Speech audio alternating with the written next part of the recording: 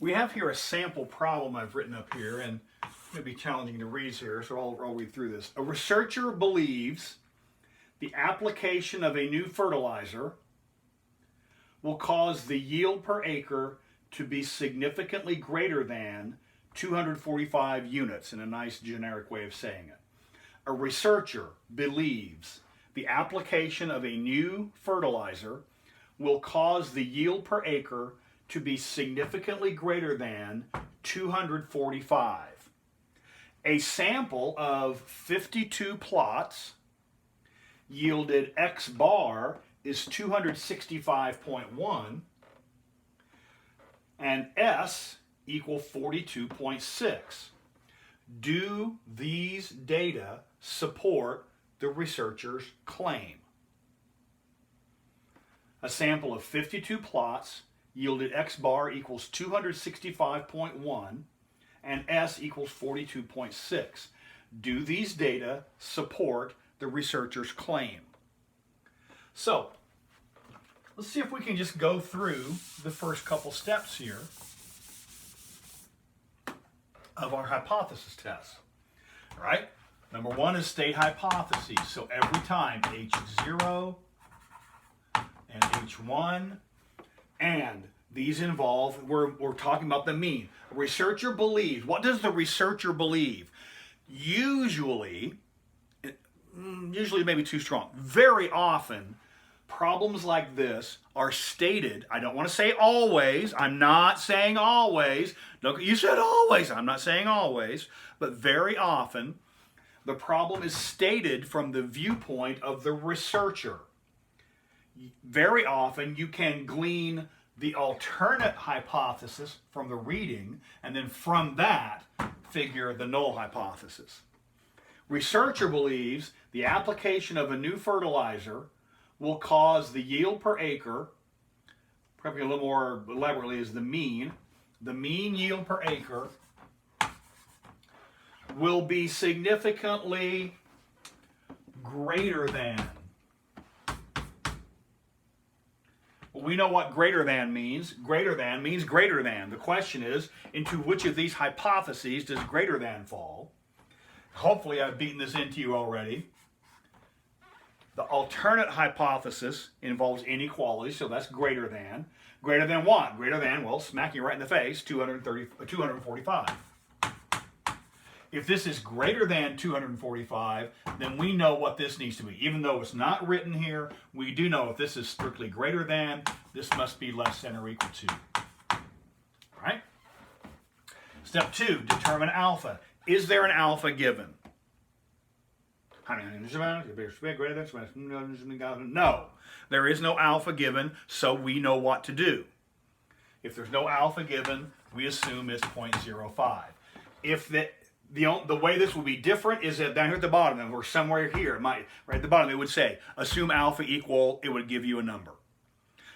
Potentially, it could say, assume alpha equals 0.05. Well, in that case, it's really going to be the value you're going to use. So if there's no value for alpha given, 0.05.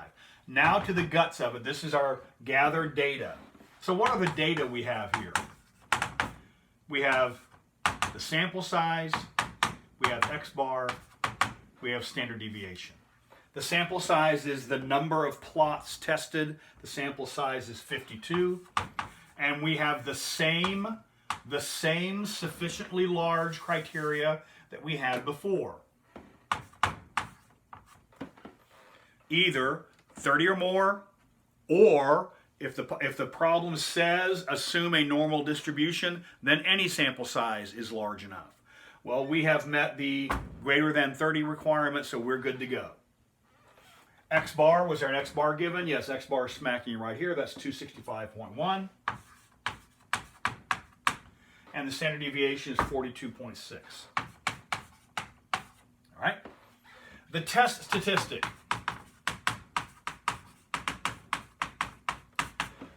Really, steps 3 and 4 are the guts of this.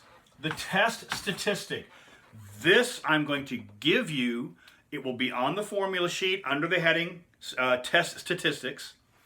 This is one of the test statistics you will use. The test statistic is T equals x bar minus mu subscript 0 divided by s over square root of n. Here, I'll cut this off here. Degrees of freedom, n minus 1. Notice the test statistic is lowercase t, not z, t, the t table.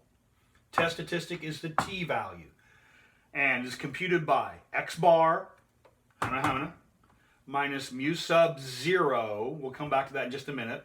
S is n is n. So the question is, what is this mu sub 0? Anytime in any of these formulas, anytime you see subscript 0, this means from the null hypothesis. You go back to the null hypothesis and use the or equal to portion. Use the or equal to portion. Mu or equal to, mu is equal to 245. So this is the data value from the null hypothesis. This 245 is what's going to go right here. So for our purposes,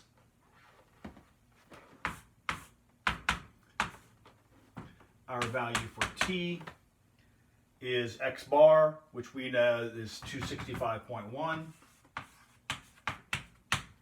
minus mu sub 0 comes from the null hypothesis, 245, all over standard deviation, 42.6, 42.6, over the square root of, what was my number, 52, 52 sample size, and our degrees of freedom is 52 minus 1 is equal to 51.